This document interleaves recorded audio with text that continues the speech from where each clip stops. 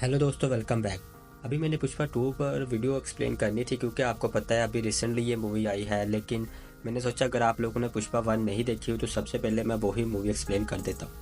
तो चलिए वीडियो को स्टार्ट करते हैं बिना किसी देर के। अगर वीडियो पसंद आए तो वीडियो को लाइक करना।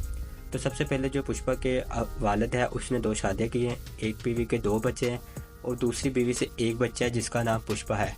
लेकिन पुष्पा के जो भाई है उन्होंने कभी पुष्पा को तस्लीम नहीं किया। वो नजायज़ कहते रहे, हमेशा उसे बचपन में तंग करते रहे। हालांकि पुष्पा का जो फादर है वो काफ़ी अमीर बंदा होता है, लेकिन वो जायदाद में से 1 रुपया नहीं देते। इस तरह पुष्पा गरीब होता है और उसको बड़े होकर मजदूरी करनी पड़ती है। एक जगह पुष्पा काम कर रहा होता है और फ्री होकर कुर्सी पर टांगे रख कर बैठ जाता है। वहाँ का मालिक देखता है और ठेकेदार को कहता है ये मजदूर कैसे बैठा है जैसे ये यहाँ का मालिक हो। इस तरह तो मेरी इज्जत ख़राब हो जाती है। ठेकेदार पुष्पा को जाके कहता है कि सही से बैठ। पुष्पा कहता है मैं यहाँ बैठने के पैसे नहीं देते मुझे, तुम लोग काम के देते हैं। मेरा काम देख, काम सही है बस ठीक है, मैं जैसे मर्जी बैठूँ। ठेकेदार कहते हैं अगर तू ऐसे करेगा तो मैं तुझे काम से निकाल देगा। पुष्पा कहता है तू निकाल दे, फ्लावर नहीं समझे, फायर हूँ मैं, झुकेगा नहीं सारा। तो ठेकेदार पुष्पा को निकाल देता है। पुष्पा कहता है मेरी आज की दिहाड़ी तो दे। ठेकेदार पुष्पा को पैसे देता है। पुष्पा उसको आधे पैसे वापस दे देता है और कहता है मैंने आधा दिन काम किया है, जितना काम किया उतने पैसे लेता है, नजायज़ पैसे नहीं मैं लेता किसी से। वहाँ एक बंदा खड़ा पुष्पा को देख रहा होता है। वो हैरान होता है कि ये बंदा किस तरह बात कर रहा है, उसकी बॉडी लैंग्वेज ये सब कुछ। वहाँ पुष्पा को मिलता है एक दोस्त जिसका नाम है केसुआ।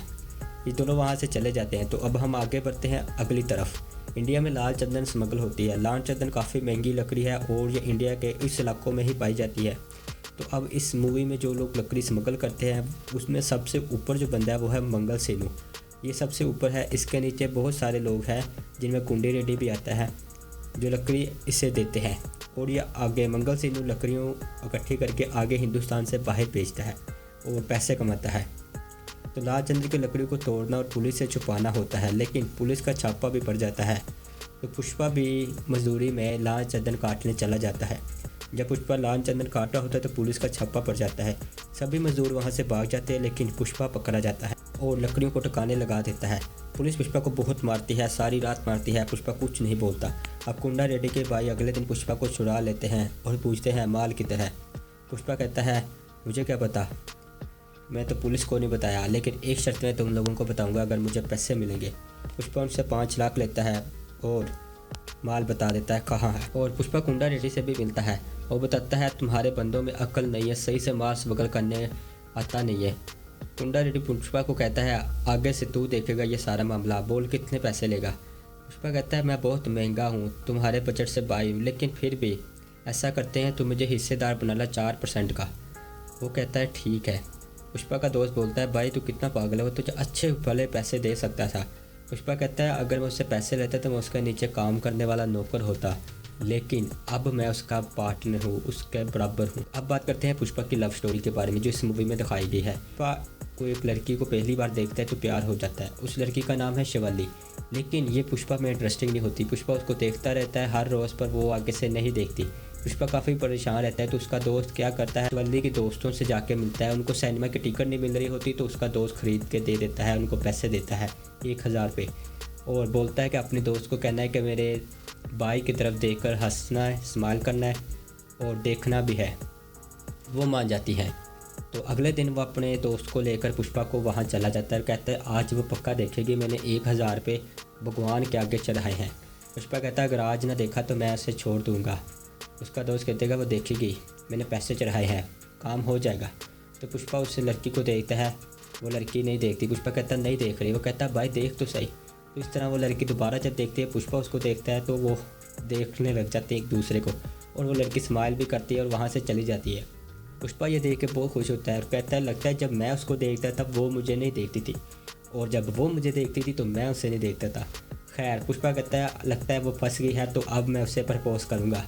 पुष्पा का दोस्त कहता है रुक भाई, इतनी जल्दी नहीं करने का, झुकने का नहीं। पुष्पा कहता है प्यार के मामले में झुक जाते हैं पागल। तो पुष्पा उससे जाकर कहता है तुम मुझे देखकर हंसी, तुम मुझसे प्यार करती है। वो कहती तुम्हारे दोस्त ने पैसे दिए थे तो मैं हंसी, वरना मुझे तुमसे कोई प्यार व्यार नहीं है। पुष्पा ये सुनकर गुस्सा आ जाता है। कहता है मेरी तो इज्जत का इसने अचार डाल दिया, मेरा भी कोई करैक्टर है। पुष्पा गुस्से में जाता है और केसवा से कहता है तुमने मेरी बेइज्जती की, इज्जत की धज्जियाँ उड़ा दी, करैक्टरलेस बना दिया। कैसवा को पकड़ता है और डांटता है और कैसवा से पूछता है तो किसने पैसे दिए। कैसवा कहता है 1000 रुपये। तो पुष्पा कहता है अब चूँकि मैं बेइज्जत हो ही गया हूँ तो ऐसे करो, उसे 5000 और देना और कहना मुझे आकर किस करे। उसका दोस्त कैसवा कहता है कि भाई क्या हो गया, अभी तो तू कह रहा था तू बड़ा नेक है, तुम्हारी इज्जत है, अब क्या हुआ। पुष्पा कहता है अब कोई नहीं, अब ऐसे ही चलने देते हैं। तो अब वापस आ जाते हैं गुंडे वाली स्टोरी के ऊपर। तो लाल चंदन के धंधे पर पुष्पा कुंडा रेड्डी की स्मगलिंग करता रहता है। ऐसे ही वो मंगल सीनू से भी मिलता है, उसका भी ट्रस्ट हासिल हो जाता है। और यह है परमात्मा मंगल सीनू की बीवी जो बहुत चलाक और मुँह फट है।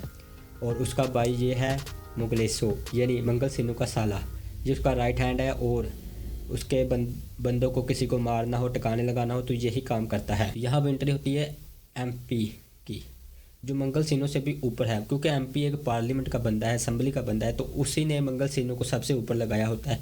वो बस एक साइड पर रह के सारे काम को देखता होता है और उनसे काम करवाता है। तो एमपी फ़ोन करता है मंगल सिन्हा को कि भाई तेरे पास एक बंदा है जो जिसे मारने वाला है, उसे नहीं मारना। लेकिन मंगल सिन्हा आगे से कह देता है कि भाई तू 5 मिनट पहले फ़ोन करता मैं छोड़ देता, लेकिन अब बहुत देर हो गई है, मैंने तो उसको 5 मिनट पहले का मार दिया। पुष्पा भी वहाँ होता है, देख रहा होता है कि मंगल सिन्हा झूठ बोल रहा है, क्योंकि वो बंदा अभी ज़िंदा ही होता है।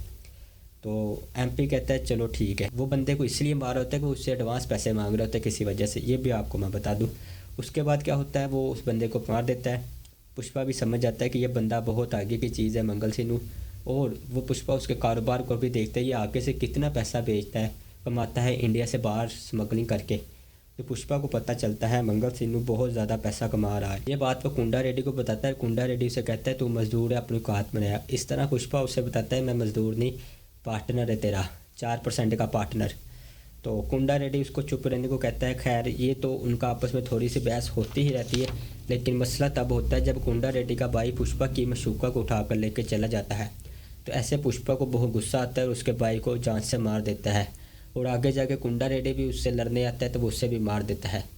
इस तरह कुंडा रेड्डी का इलाका पुष्पा के पास आ जाता है। पुष्पा मंगल सिन्हा को कहता है तू बहुत माल कमाता है, मुझे भी अच्छे वाला हिस्सा चाहिए।